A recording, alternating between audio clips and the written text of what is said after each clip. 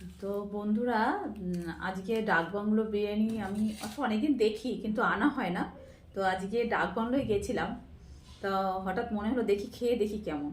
অনেক জায়গায় বিরিয়ানি খেয়েছি, বাট ওইটা খাওয়া হয়নি। তো দেখা যাক। দেখো পরিমাণটা দেখো, অনেকটা দিয়েছে। এবার রাইসের কালারটা তো দেখে মনে হচ্ছে ভালো হয়েছে।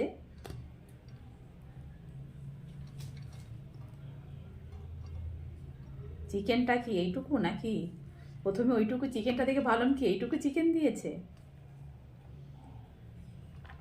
না, এই যে বাবা, অনেকটা বড় একটা চিকেন দিয়েছে দেখো, অনেক বড়।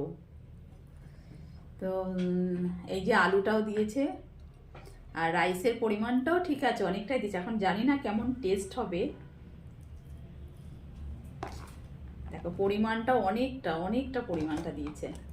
পুরো থালাটা মানে একজন যদি কেউ যদি খেতে পারে খুব, তাহলে সে খেতে পারবে। যারা অল্প খায় তারা তো খেতেই পারবে না একটা বিরিয়ানি। তো দেখা যাক টেস্ট কেমন। সবথেকে বড় কথা হলো টেস্টটাই নিয়ে কথা। তো বিরিয়ানি খাওয়ার আগে কিন্তু একটা আলাদা একটা স্যালাডটা দেখি। সব থেকে ব্যাপার হচ্ছে মাংসটা তো এত বড় আছেই, সঙ্গে আবার আরেকটা টুকরো। আমি প্রথমে এই টুকরোটা দেখে ভাবলাম কি এইটুকু একটা টুকরো দিয়েছে, তারপর দেখি না, মানে দুটো টুকরো দিয়েছে।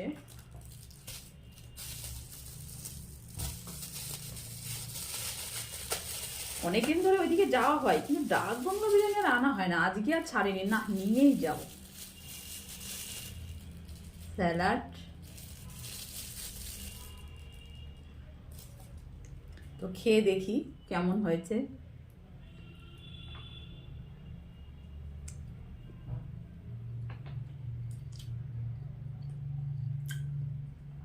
না সত্যি, মানে ভেবেছিলাম কেমন হবে, কালারটা দেখে মনে হচ্ছে ভালো হয়েছে। কালারটা দেখতেই পাচ্ছ, লাইট সুন্দর। আর টেস্ট আছে। হয়তো চিকেনের পিসটাতে এত বড় পিস একটু কম দেখা যায়।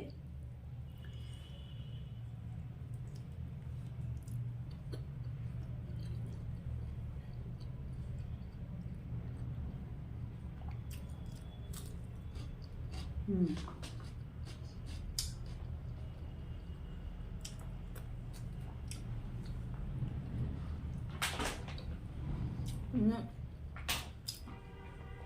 বিরিয়ানি খেতে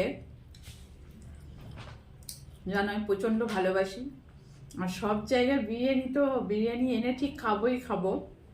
এখনো আরেকটা বিরিয়ানি খেতে বাকি আছে, সেটা হলো বিবাপি। তো ওই বিরিয়ানিটা,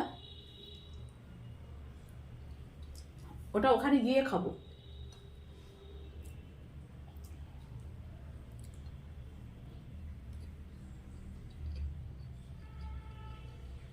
চলো এবার বিরিয়ানিটা খেয়ে নিই,